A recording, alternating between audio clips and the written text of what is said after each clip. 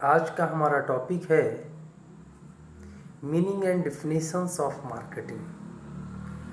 यानी कि मार्केटिंग हमारा जो टॉपिक है और इसी में हम लोग रीड करेंगे मार्केटिंग का नेचर कैसा है। नेचर ऑफ मार्केटिंग भी इसी में हम ही को रीड करना है। देखते हैं डियर स्टूडेंट्स, यहाँ पर मार्केटिंग शब्द ही अपने आप में एक बहुत ही विस्तृत शब्द है। कोई ये पुराना सब्जेक्ट न्यू सब्जेक्ट्स नहीं है, ये बहुत ही प्राचीन और पुराना सब्जेक्ट्स है। अर्थात हम कह सकते हैं मार्केटिंग अर्थात विपणन सही उत्पाद को सही व्यक्तियों तक, मार्केटिंग सही प्रोडक्ट को सही व्यक्तियों तक, यानी कि सही व्यक्तियों तक सही समय पर और सही कीमत पर सही वितरण वाहिका द्वारा सही संवर्धन की सहायता से पहुंचाने की कला है। यानी कि कह सकते हैं विपणन उत्पाद को सही व्यक्तियों तक सही समय पर सही कीमत पर सही वितरण वाहिकाओं द्वारा सही संवर्धन की सहायता से पहुंचाने की एक कला है, जिसे हम विपणन या मार्केटिंग के नाम से जानते हैं।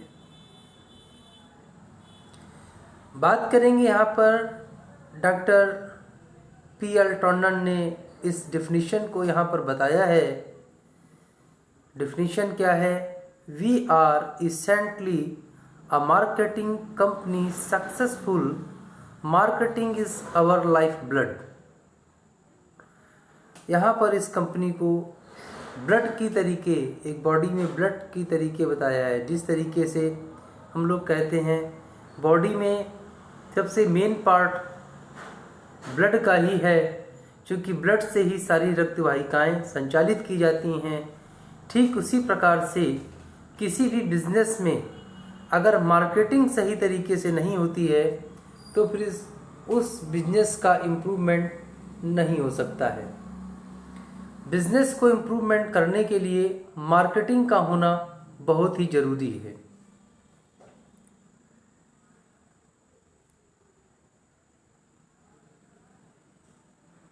बच्चों, अब हम बात करने वाले हैं नेचर ऑफ मार्केटिंग की।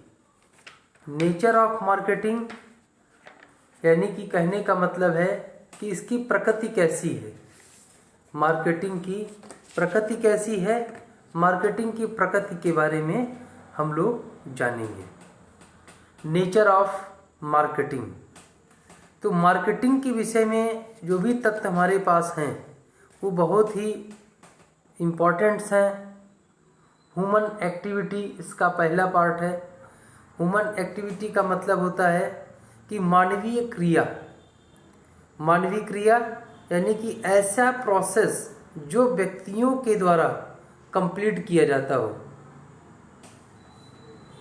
अर्थात दूसरे शब्दों में कह सकते हैं कि ऐसा वर्क जो किसी पर्सन्स के द्वारा फॉलो किया जाता है या कंप्लीट किया जाता है, उसे हम लोग ह्यूमन एक्टिविटीज़ कहते हैं। ह्यूमन एक्टिविटीज़ कहा जाता है।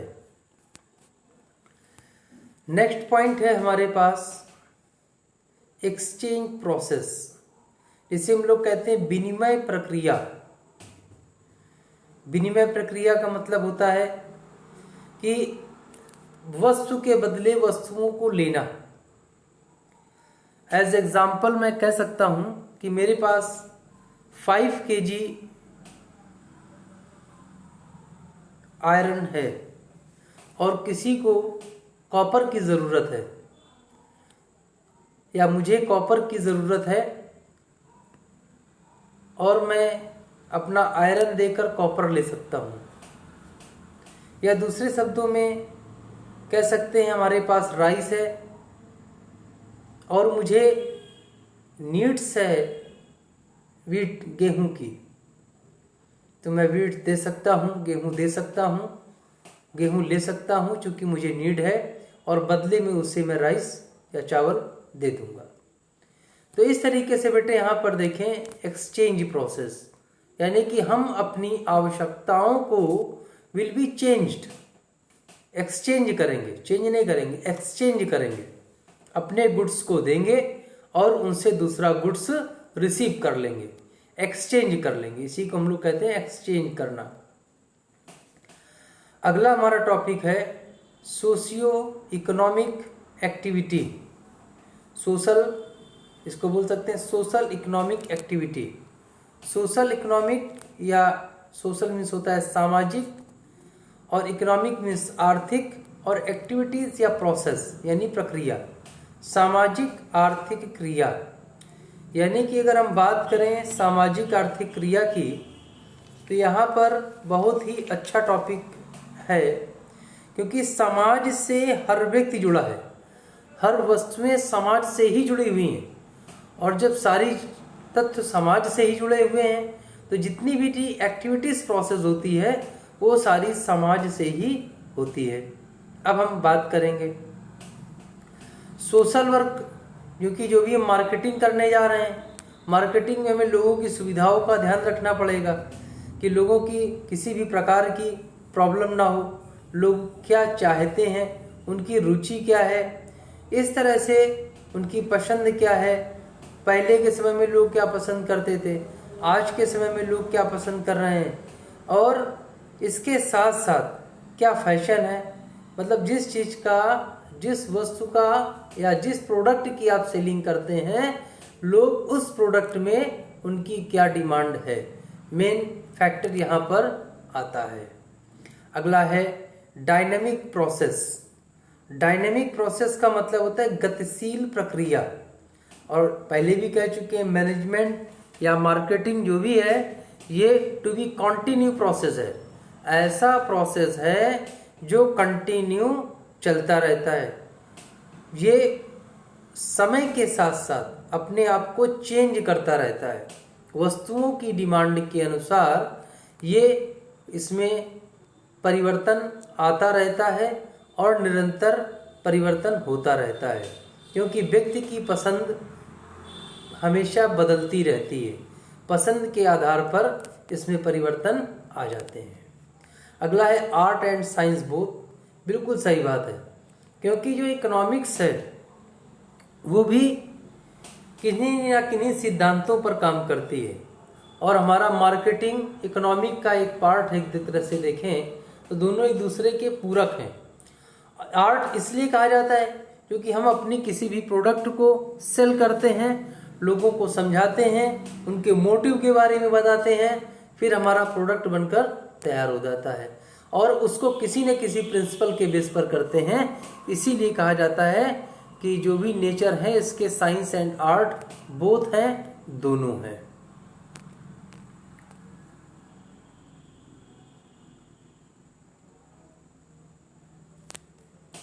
Creation of utilities.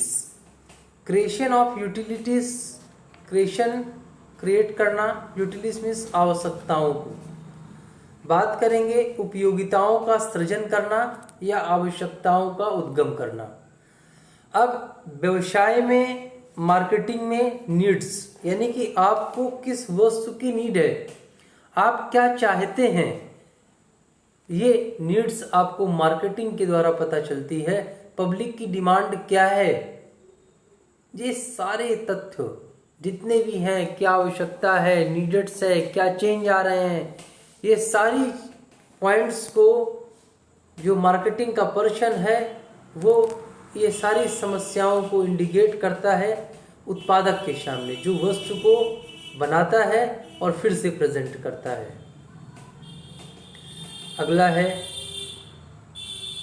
Delivery of standard of life, यानी कि जीवने का स्तर में सुधार करना, यानी कि जीवन स्तर प्रदान करना। जीवन स्तर, अभी तक हम लोग सपोज दैट डल्लप के गद्दों का इस्तेमाल नहीं करते थे, सामान्य गद्दे जो घर पे बनाए जाते थे रुई वाले उनका इस्तेमाल करते थे, लेकिन आज हमने उनको चेंज करके वहाँ पर दूसरी वस्तुओं को यूज़ करने लगे। अब जैसे भारत में बुलेट ट्रेन आ रही है, तो जीवन स्तर का सुधार होगा। मेट्रो का निर्माण हो रहा है, अब मेट्रो बन रही है, तो मेट्रो बन रही है जब कानपुर में, तो उसमें क्या है, लोगों के जीने के स्तर में परिवर्तन आएगा। कैसे आएगा भाई? क्योंकि पहले वो ऑटो से चलते थे, अपनी पर्सनल बाइक से, कार से। अब आपको मेट्रो फैसिलिटीज मिल रही है जो कि उसी कम मूल्य पर और अधिक बेनिफिशियल है, जिसमें बहुत सारे बेनिफिट्स हैं, यूटिलाइज करने के लिए मिलेगी। तो ऐसी स्तर में सुधार आएगा, व्यक्ति की सोच में परिवर्तन आएगा। ऐसे बहुत सारे टॉपिक्स हैं। या बहुत से लोग ऐसे हैं जो शूज़ नहीं पहनते थे, लेकिन उनको शूज़ पहनने के बारे में बताया गया, उसके बेनिफिट्स बताए गए, तो उनके जीवन स्तर में सुधार आया। तो ये कौन करता है? मार्केटिंग पर्सन्स ही करते हैं कि इस प्रोडक्ट को लेने के बाद आपको ये प्रोडक्ट लेना चाहिए, इससे ये फायदे होंगे। नेक्स्ट है marketing is a system. Marketing एक सिस्टम है। सिस्टम मीन्स एक कह सकते हैं प्रणाली है। विपणन एक प्रणाली है और वास्तव में प्रणाली है। यहाँ पर वस्तुओं को सेल करने पर जोर किया जाता है, प्रॉफिट को लाभ कमाने के लिए किया जाता है और सेवा भाव उसमें इनबिल्ट रहता है। तो इस तरीके से अगर आप देखेंगे तो ये मार्केटिंग एक सिस्टम ही समझ में आएगा। इसमें चैनल्स होते हैं, अधिकारियों का क्रम सिस्टम होता है और अधिकारी उसी के आधार पर अपने प्रोसेस को करते हैं। नेक्स्ट है जनरेशन ऑफ रिवेन्यू।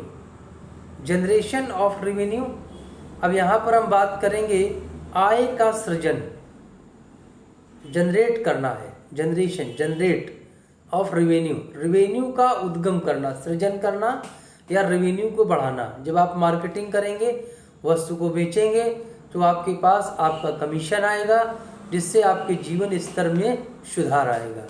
आपको जॉब मिल जाएगी, आप उस जॉब को प्रोसेस टू बी कंटिन्यू कर सकते हैं, समाज में अनएम्प्लॉयमेंट की कमी आ जाएगी। Marketing is functional.